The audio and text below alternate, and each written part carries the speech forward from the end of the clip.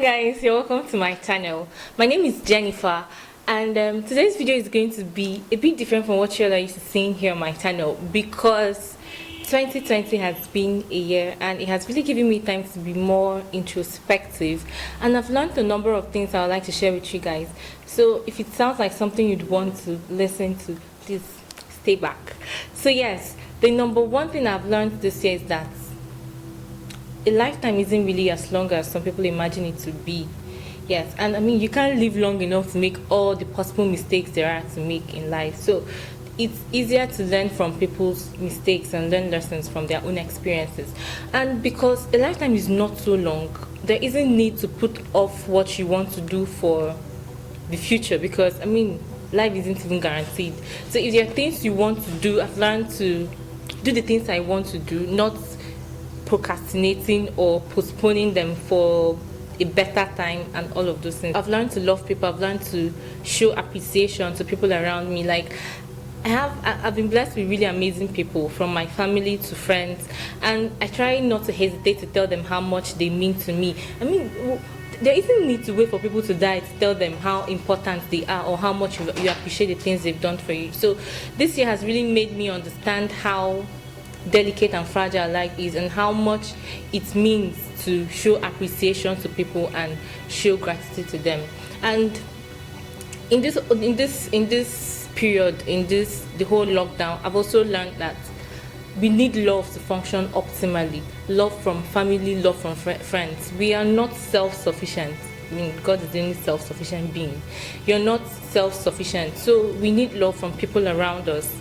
And that money is important, yes, but it's not the most important thing. There are things that are more important than it, and that the happiest people are not actually the richest people. It's actually people who have a lot of love around them. The second thing I've learned this year is to believe more in myself.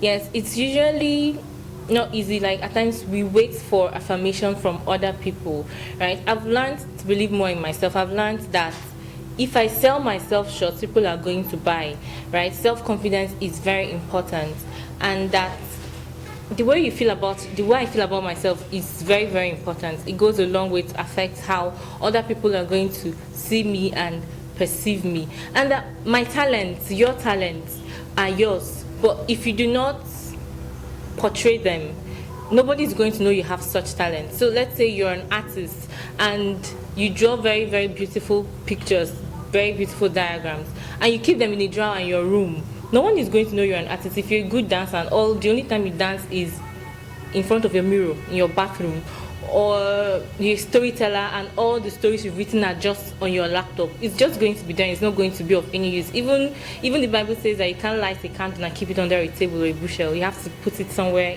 it's going to give light to other people. So I've learned that it doesn't matter how good you are in something you're doing, you have to put it out there for people to know that you are this good, and that no matter how good you are, there is always someone who is going to be better than you are. Yeah, so it also brings a level of humility, because greatness, they say, comes with humility. If you're not humble, you're probably not great yet. So yes, it also allows me not to let anything I think I can do get into my head, because no matter how good you think you are at something, there is always someone better than you are, and you're not, or I am not indispensable. I've learned that if I want something, like if you really want something and you start making plans, like not just wishing for it, just wishful thinking. If you really want something and you start making deliberate plans, taking action towards it, that somehow the universe is going to conspire with itself to provide resources for you to actually meet or do those things you want to do. There are a number of examples in my life, and I mean, I've seen it play out a number of times. If you're planning on doing something, once you start working towards it, somehow you start meeting people who are also interested in what it is you want to do. So I've learned that if I want something, it's not enough for me to just sit back and just keep wishing for it. I have to start making deliberate plans or taking action towards it. And when I do that, somehow resources and people who are interested in what it is I want are going to be brought my way. The next thing I've learned is in my relationship with people is that humans are inherently selfish, and I don't think, humans are inherently selfish. So when you find people who genuinely like you, people who are very concerned about you, people who value you for who you are.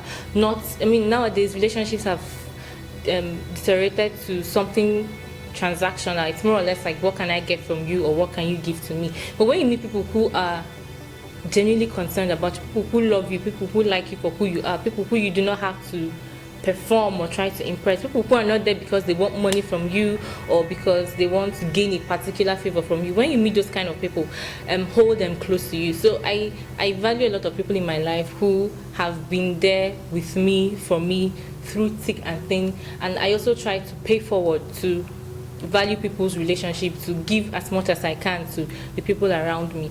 I've also learned that sometimes the way people treat you is not exactly because of you. Sometimes people portray or just exude this energy, this negative energy towards you. Sometimes they just give you this very cold attitude, and sometimes it has nothing to do with you. Sometimes it's just because of them, it's because of how they feel about themselves.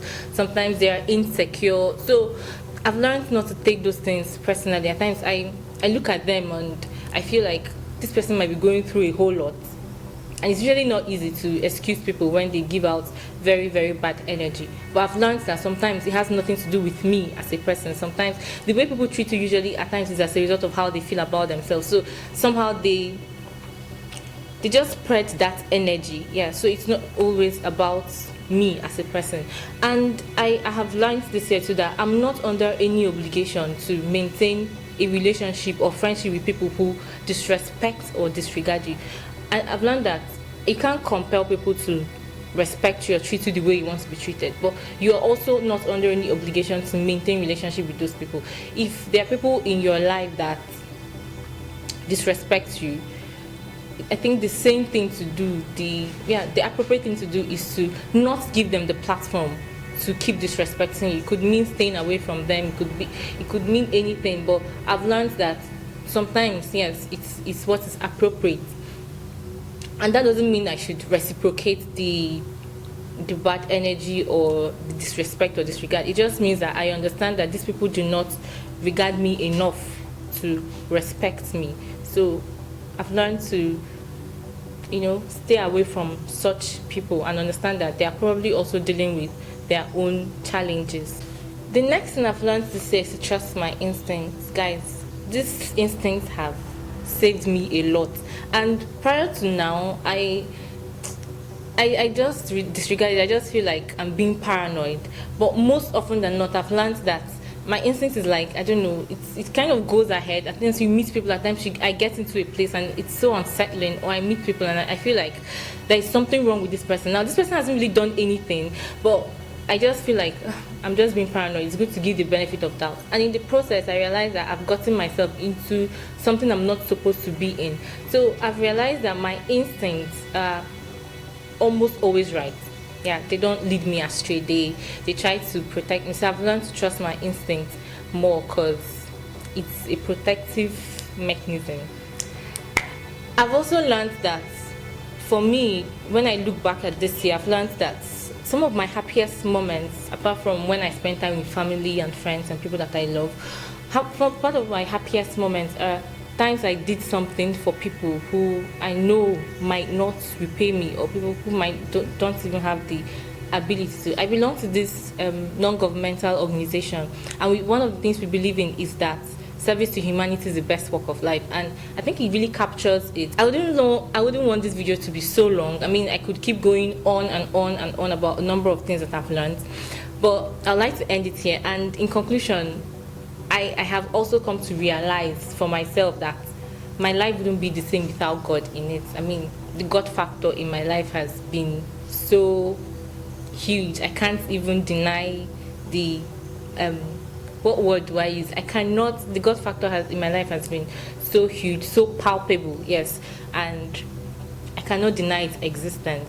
So this is the end of today's video, and I hope you found this insightful. If you did, give it a thumbs up. If you've learned other things this year you would also want to share with me, leave them in the comment section below. I love you guys. See you in my next video. Remember to subscribe to my channel, share it with your friends, and leave your comments, your questions, and any other thing you want to say to me in the comment section. I love you guys. See you in my next video.